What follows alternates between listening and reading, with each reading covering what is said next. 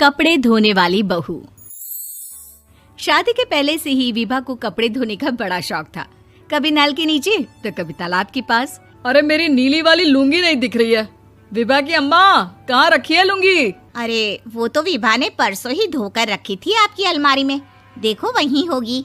वो ना मैंने आज धो दी, मुझे लगा कि गंदी हो गई होगी।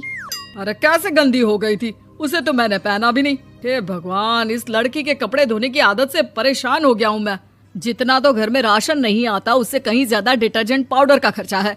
इसकी शादी करवा दो, शादी जाए अपने घर में ही करे काम, फिर चाहे घर के कपड़े धोने हो या पूरे गांव के।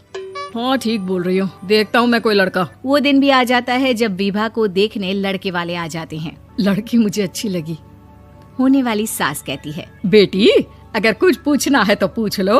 वैसे तो हमारी लड़की बहुत ही शर्मीली है, जो बोल दो वो मान लेती है, इसे क्या पूछना होगा।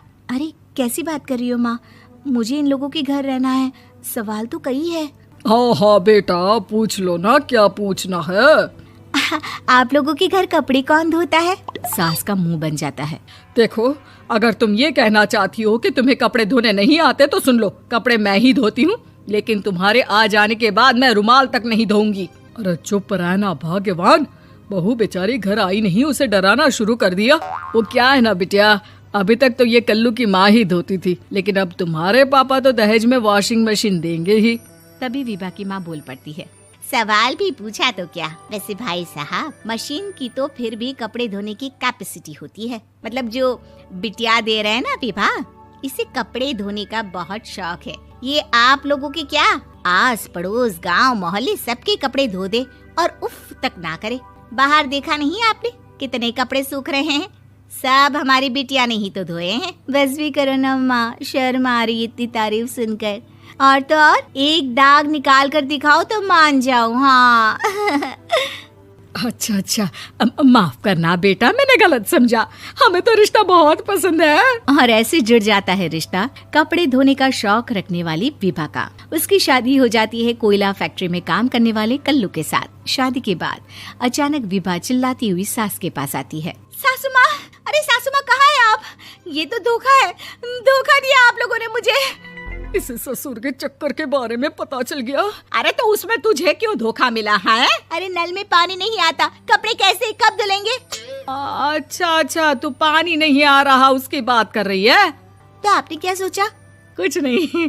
अच्छा, तेरी माँ ने कहा था कि कपड़े धोने का शौक है तुझे, याद आया मुझे। शौक शौक बोलकर कपड़े धोने वाले मेरे जुनून को कम ना आके सासू माँ, कपड़ा धोना मेरा गुरूर है। तभी पति भी वहाँ आ जाता है। अभी अभी मैंने इसे सनी देओल की फिल्म दिखाई है, उसी के डायलॉग मार रही है माँ। अच्छा सुन, साफ साफ बता रही हूँ, पानी सुबह 4 से 6 और शाम को 10 से 12 आता है, समझी? विभा टाइमिंग सुनकर हैरान हो जाती है। ये क्या भूतों का मोहल्ला है? सुबह 4 बजे उठकर कौन कपड़े धोता है? 4 बजे टंकी में पानी जाता है, फिर सारा दिन धोना ना, किसने मना किया? अरे कैसी बात कर रही हैं? 200 लीटर की टंकी में कितने कपड़े धो लूंगी मैं, सुबह ही उठ जाऊंगी मैं। अब क्या था, विभा सुबह 4 से लेकर रात के 12 बजे तक कपड़े ही धोती रहती। एक रोज सास पड़ोस से निकलकर कहीं जा रही होती है कि साथ वाली कहती है, हाँ कल्लू की माँ, जरा ये बताओ कि 2 साड़ी है, 2 ब्लाउज और एक पेटीकोट और एक नाड़े वाला लंबा कच्छा। हाँ तो? अरे तो क्या, कितना लोगी धुलाई ये बताओ। धोबन दिख रहे हैं हम क्या? हमारे पति सरकारी नौकरी से अभी अभी रिटायर हुए हैं और बेटा सुपरवाइजर है कोयला फैक्ट्री में। धोबन समझ रखा है हमें? हाय रे कल्लू की अम्मा, माफ कर दो, वो तो मोहल्ले में यही सब बता रहे थे कि तुमने बहू को कपड़ा धुलवाने के काम में लगा दिया है। सास को पड़ोसन की बात सुनकर गुस्सा आ जाता है। वो घर पहुंचती है जहां घर के बाहर ही इतने सारे कपड़े सूख रहे होते हैं जितने कि किसी धोबन के घर पर। अरे ओ कल्लू की दुल्हन, बाहर निकल।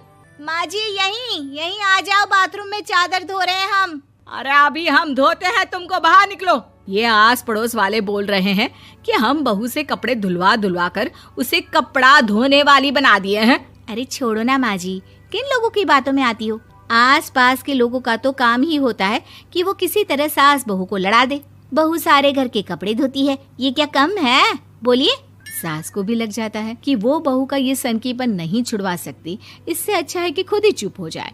एक रोज सास और बहू मंदिर जाते हैं, जहाँ सास की साड़ी वहाँ खड़ी भीख मांगने वाली से मिलती है। माँ जी क्या बात है, आप आपकी साड़ी उस भिखारन से कितनी मिल रही है ना? हाँ हाँ देखो तो, दोनों की साड़ी मिल रही है। क्या बात है कल्लू की अम्मा, तुम खुद को तो अफसर की बीवी बताती हो और ऐसी सिंपल सी प्लेन साड़ी पहनकर घूमती हो। सिंपल और प्लेन नहीं है ये साड़ी। तो क्या सोने के धागे से फूल बने हैं? कुछ भी सासू माँ, कुछ भी। हाँ बने थे इस साड़ी में सोने के धागे से फूल। मेरे पति लेकर आए थे मद्रास से स्पेशली मेरे लिए 10,000 की। ताहे भाई साहब इस भिखारन के लिए भी सेम टू सेम साड़ी लेकर आए होंगे 10,000 की।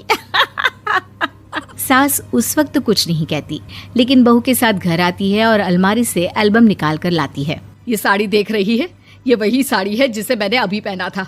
इस साड़ी में ये जो चमकदार फूल दिख रहे हैं ना, ये सोने के धागों से काढ़े गए हैं। लेकिन तू लोकल वॉशिंग मशीन ब्रश से घिस घिस कर सारे फूलों को निकाल कर साड़ी प्लेन कर दी। मुझे माफ कर दीजिए सासू माँ। और तो और, जब मैंने तुझे तेरी गलती के लिए कुछ नहीं कहा, लेकिन तूने तो सबके सामने मेरा मजाक ही बना दिया। क्यों? बहू को समझ में आ जाता है कि अब से उसका कपड़े धोना बंद।